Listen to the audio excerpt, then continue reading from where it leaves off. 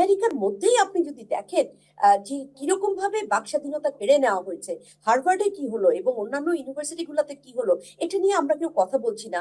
এবং সেখানেও বাক স্বাধীনতা নাই, সেখানে কিন্তু সেলফ সেন্সরশিপ আরোপ করতে হয়েছে সেখানকার প্রফেসরদেরকে।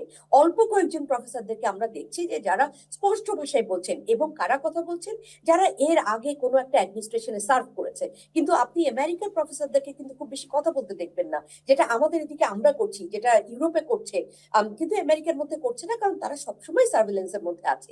আমরাও জানি যে অর্ক এবং আমরা হয়তো আর আমেরিকার ভিসা পাবো না, দরকার নাই। হ্যাঁ, তো আমার ওটাই মনে হচ্ছে যে এই সার্ভেলেন্সটা যেটা করা হচ্ছে সেটা কিন্তু কোনোভাবে লিবারেলিজমের রিফ্লেকশন নয়। এবং আমি আপনাকে একটু অ্যাড করবো যে গত বছর আমি মে থেকে জুন পর্যন্ত আমি 1.5 মাসের মতো আমি বেলজিয়ামে একটা ছোট্ট ফেলোশিপে গিয়েছিলাম।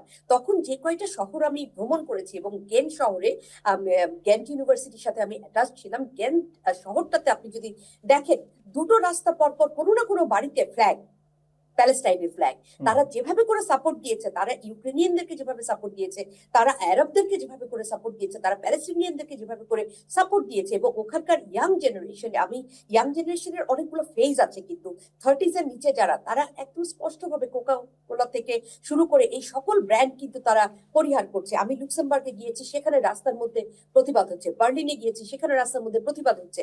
ব্রাসেলসে হচ্ছে, গেন্টে হচ্ছে, সব জায়গায় শনি রবিবারে কিন্তু প্রতিবাদ হচ্ছে। এই যে আমি যেটা বলবো যে এই ইন্টার জেনারেশনাল গ্যাপটা, এটা আগের আগের জেনারেশনটা বুঝতে পারছেন না। এবং আগের জেনারেশনেও, আমি যদিও কিছুটা ওই ওই জেনারেশনে পড়ে যাই, বাট আমি মনে করি generation is about mindset, is not about the age.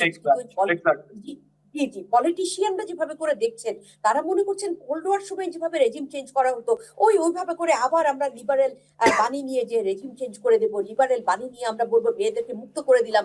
ইরাকে কি হয়েছে ফলাফল আমরা দেখতে পাচ্ছি, আফগানিস্তানে কি হয়েছে ফলাফল আমরা দেখতে পাচ্ছি।